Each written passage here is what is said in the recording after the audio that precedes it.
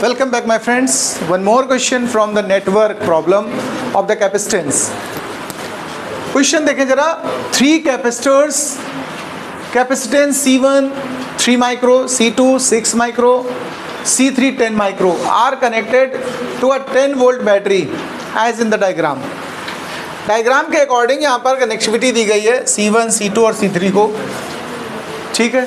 Calculate first part equivalent capacitance. सबसे पहले में क्या इसका निकालना है, नेटवर्क का इक्विवेलेंट कैपेसिटेंस। आप देखिए बहुत आसानी से, आप अगर कैपेसिटेंस का नेटवर्क समझना चाहें तो ये दोनों देखिए किस कॉम्बिनेशन में दिख रहे हैं आपको, सीरीज है। तो सबसे पहले आप इसको सीरीज में सॉल्व करिए।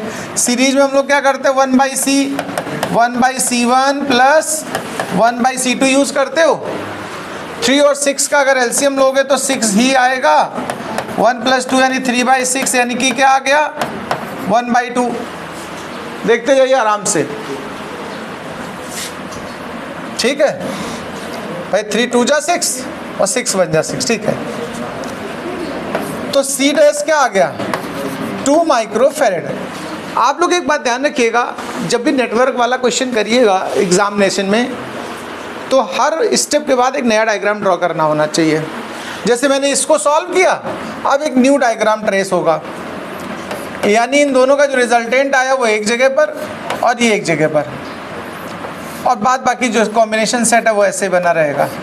ये 10 वोल्ट यहीं रहेगा, ये 10 माइक्रोफैरेड है, और ये अभी हमारा कितना आ गया, 2 माइक्रोफैरेड।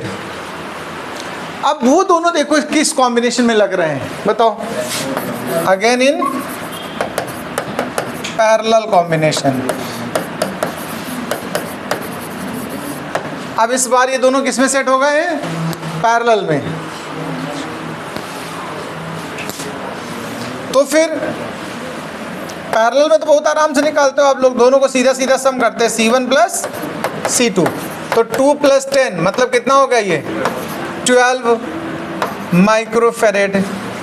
फर्स्ट पार्ट में हमसे पूछा था कैलकुलेट इक्विवेलेंट कैपेसिटेंस, तो इक्विवेलेंट कैपेसिटी निकल आई है। सेकेंड पूछ रहा है electrostatic potential energy stored in the system. Energy stored पूछा भैया, एनर्जी स्टोर्ड का फॉर्मूला हमारा कैपेसिटेंस के लिए होता है बहुत सिंपल वाला, ½ CV²।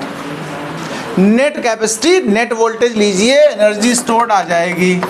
C की वैल्यू हमारी नेट कितनी आई है, 12, और V हमारा सप्लाई का कितना था, 10, उसका स्क्वायर कर दिया।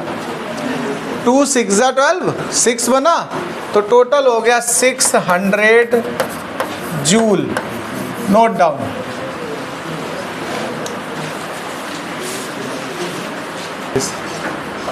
एक चीज हमेशा ध्यान रखनी है आपको, जब भी आप एनर्जी निकाल रहे हो तो C को अगर माइक्रो या पिको में है तो उसको कन्वर्ट कर लिया करिए। हालांकि अगर नहीं भी करा है बाय द वे तो यहाँ माइक्रो लगा लेंगे तो आपका काम चलेगा, माइक्रो जूल लिख सकते हैं, बट ये प्रॉपर मैनर नहीं है। तो बेटर क्या तरीका है, पावर में क्या करते हैं, 10 टू पावर यहाँ पर -6, ये माइक्रो में था ना। तो अब इस हिसाब से अगर हम सॉल्व करेंगे तो ये क्या बनेगा, जाके देखो, 600 10 टू पावर -6। अब 2 डिजिट पे डेसिमल लगा दो तो 6.0 10 टू पावर -4 जूल, ऐसे लिखा जाना चाहिए। नोट करिए अब।